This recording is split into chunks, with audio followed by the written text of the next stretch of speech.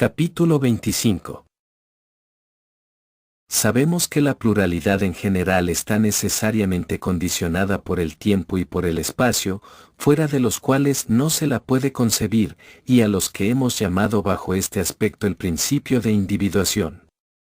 Sabemos asimismo que el espacio y el tiempo son modos de principio de razón, que expresan todo nuestro conocimiento a priori, pero este conocimiento concierne solo a la perceptibilidad de los objetos y no a su esencia. Es decir, que es la forma de nuestra cognición y no una propiedad de la cosa en sí.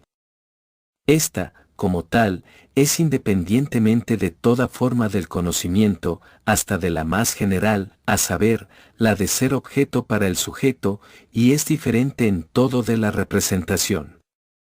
Sí, pues, esta cosa en sí es la voluntad, como creo haber demostrado suficientemente, esa voluntad, considerada como tal y separada de su fenómeno, existe fuera del tiempo y del espacio, y no conoce la pluralidad, es, por consiguiente, una, pero como hemos dicho, no a la manera que lo es un individuo o un concepto, sino como algo donde falta la condición de multiplicidad posible, el principio de individuación. La multiplicidad de los objetos en el tiempo y en el espacio, cuyo conjunto forma su objetividad, no la concierne a ella, y a pesar del tiempo y del espacio permanece indivisible.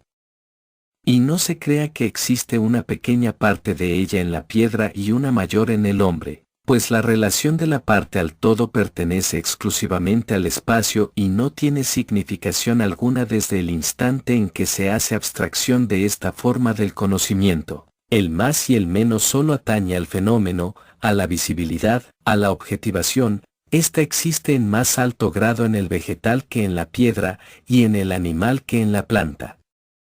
Esa manifestación visible, esa objetivación tiene gradaciones infinitas como las que existen entre el más pálido fulgor crepuscular y la luz más resplandeciente del sol, entre el sonido más intenso y el eco más apagado. Volveremos a tratar más adelante de estos grados de visibilidad que pertenecen a la objetivación, al reflejo de la esencia. Y así como estos diversos grados de activación no afectan directamente a la voluntad, tampoco, y aún menos, la afecta la pluralidad de sus manifestaciones en tales diferentes grados, es decir, el número de individuos de cada forma, o de manifestaciones aisladas de cada fuerza, pues esta pluralidad tiene por condiciones inmediatas el tiempo y el espacio, formas que la voluntad en sí misma no puede revestir jamás. Se manifiesta tanto y tan por entero en un solo roble, como en millones de estos árboles. El número, la multiplicación en el tiempo y en el espacio, no tienen sentido alguno respecto de ella, sino solo respecto de la multiplicidad en el espacio en el tiempo, de los sujetos conocientes, que a su vez se multiplican y se dividen sin que su multiplicidad afecte tampoco más que a su fenómeno. Podría afirmarse que sí, lo que es imposible un solo ser, aunque fuera el más íntimo, quedará totalmente aniquilado, el mundo desaparecería forzosamente con él.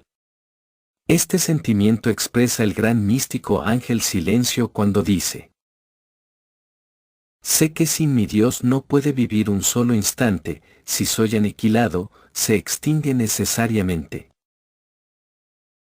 De diferentes maneras se ha intentado hacer más inteligible para cada cual la inmensidad del universo, y esto ha ofrecido ocasión para edificantes consideraciones, tales como, por ejemplo, la pequeñez relativa de la tierra, y sobre todo la del hombre. Luego suele oponerse como contraste la grandeza moral de ese mismo hombre tan débil, que sabe descubrir, comprender y medir la magnitud del edificio del mundo, y otras reflexiones por el estilo.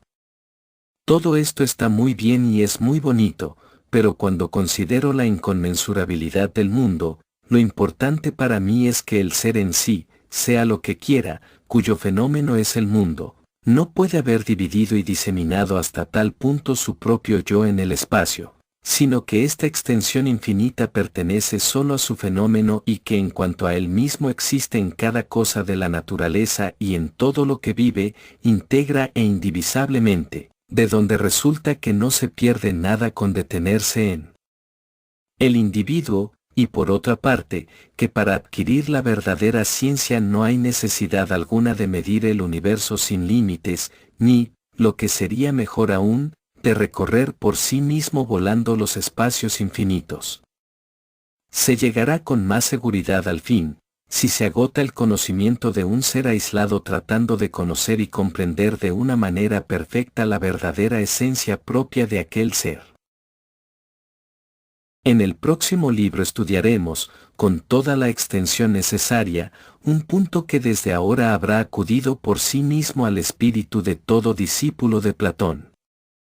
La consideración de que todos esos diversos grados en la objetivación de la voluntad, los cuales se expresan en innumerables individuos, grados que existen en el estado de prototipos inaccesibles, o de formas eternas de las cosas, que no entran en el tiempo y en el espacio, medio propio de los individuos, sino que permanecen fijos, invariables, siempre presentes, jamás realizados, y que mientras aquellos nacen y desaparecen, ellos se producen eternamente y no existen jamás, que todos esos grados de objetivación de la voluntad, digo, no son otra cosa que las ideas, de Platón. Hago aquí esta observación, de pasada, para poder emplear en lo sucesivo la palabra idea en tal acepción, y cuando la use se deberá tomarla siempre en su sentido verdadero y original, en el que le dio Platón, y no entender por dicho vocablo esos productos abstractos de una razón dogmatizadora escolásticamente, para la designación de los cuales tomó Kant dicha palabra de Platón, que la había hecho suya usándola en un sentido por demás conveniente, mientras que aquel hizo un abuso injustificado de ella. Queda, pues, convenido que entiendo por ideas todo grado determinado y constante de objetivación de la voluntad, en cuanto esa es la cosa en sí, y, por consiguiente, despojada de toda multiplicidad. Estos grados son en relación a los objetos, considerados aisladamente, como formas eternas o tipos. En Diógenes Laercio, 3:12, hallamos la enunciación más suscita y más concisa de esta célebre doctrina de Platón. Plato ideas in natura velut exemplaria dixit subsistere, cetera his esse similia, ad eistarum similitudinem consistentia. Inicia traducción del latín al español. Platón dijo que las ideas subsisten en la naturaleza como ejemplares, las demás cosas son semejantes a estas, y se basan en su similitud. Termina traducción del latín al español.